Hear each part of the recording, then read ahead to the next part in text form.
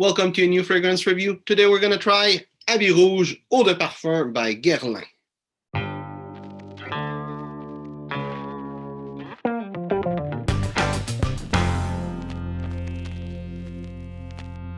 So this bottle is actually the first bottle that I get that is a tester. So I cannot give you the full presentation, and I'm a bit disappointed because I thought it would came with the cap and it didn't. So I didn't care about the box, but I do care about the cap. But anyway, I'm gonna have to live with it. The bottle looks like every classic man fragrance from Guerlain, except that this one, the label is red. And if you've never seen any sample tester, box, this one come in a white box, and that's it. There's nothing else. There's just written those things on front. And if you're not sure about those bottle, those tester bottle, you need to know that those are the real perfume. It's the same thing. The only thing is that for them to save money, they don't put the cap, and they don't have an expensive printed box with all the things there. It doesn't look so crazy, but if with this little box and the cap, they might be saving, not necessarily Guerlain, but all the companies they do this, couple $100,000 a year, so it's worth it for them to do this. And another thing you need to know is that those kind of bottle are often faked. I got it from Fragrance Buy, so I know it's true. They are looking for good quality and then the real stuff, so I'm not afraid that I got a fake. But if you're seeing a place where they just sell those tester, there's a chance that it's fake, so you should be careful with this. And we're talking about Guerlain, not there, but if you're seeing a Tom Ford tester, it is a fake, because Tom Ford don't do testers. So now for the actual smell of the fragrance, I need to tell you, the first time I was wearing this fragrance, I was really disappointed, and I didn't like it. And now I love to wear it, and it's one of the bottle I keep on my desk. At the end of the day, if I don't want to go to my collection, I can put it. There's also the fact that there's not the cap on it that makes me not want to have it in the collection, but it's nice. I love to wear it. It's something that grows on you. It's one of those fragrances.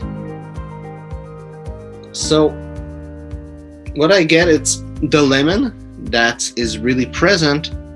It gives me the idea of a lemon pie, the smell. And if you've seen other video, you know that lemon is the note that I hate the most, which is why I didn't like it.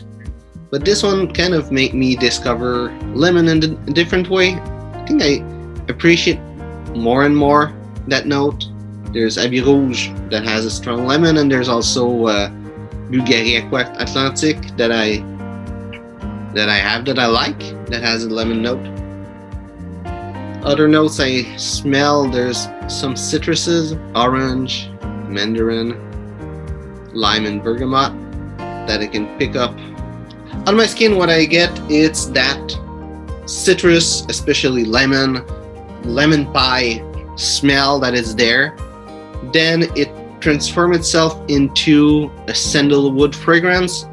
I know there's a lot of people that say that there's a note of rose, but I was not able to pick it up. Maybe it's just for a short period of time, but for me it's sandalwood that's present. Then within the sandalwood part, it can pick up some leather, it can pick up some cinnamon, and it can pick up also some oak moss. And then it turns itself into a benzoin fragrance. I see there's a lot of people that say that it smells vanilla. I'm on Fragrantica looking for the rating, and maybe a little bit benzoin and vanilla, they look really similar, but I would say it's benzoin more than vanilla that it smells. For the longevity, it's average from 3 to 6 hours, around 5 hours you'll be able to smell it on you. Projection, it doesn't project much. It's not quite a skin scent. It just doesn't project. But when you go in a room, you talk to someone, then you leave, the smell will stay where you are, and people, when then they will walk through the place where you were, they will be able to have a whiff of your fragrance after you left. So it does have a little trail behind you, but it doesn't project at all. Where I would see this fragrance, for me, it is a gentleman fragrance. And one person that is known to have been worn this fragrance, it's Sean Connery. And if you think of Sean Connery, I think this is the person who would wear this fragrance, for obvious reason that he did. But this is, if you imagine someone like Sean Connery, like a gentleman wearing sharp clothes, you know, he played as James Bond, but also being like into classic fashion more than modern fashion, not like with all the new stuff at the last I don't know how to explain it well, but not necessarily trying to be up to date, but to take things that are intemporal within his clothing. And I think this fragrance is a good example of being untemporal. You know, old fragrance, sometimes you smell it and it smells like an old fragrance. This one, it doesn't. This wouldn't know that it's like old fragrance, like with that style of bottle and everything. You would think it could be a new fragrance. But if I would tell you, oh, it was released last year, you would smell it and you would agree with me. It doesn't have neither the vibe of new fragrance. It's really different. It does its own thing, but it doesn't have anything that gives you a clue that it's an old fragrance. So where I would see it, it could be a nice business fragrance, because I would see someone that's a businessman wearing this, maybe someone that, you know, wears sharp clothes and everything. As a dating fragrance could be nice too. The sandalwood, benzoin notes makes it really sweet and nice and warm, so it can be good for this.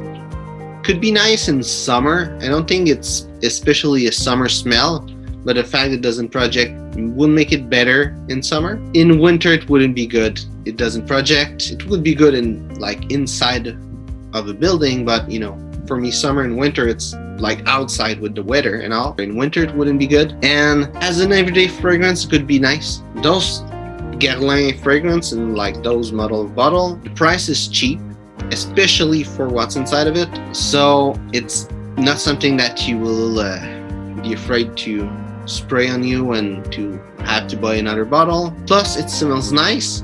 It smells like it's not offensive at all. It's just different.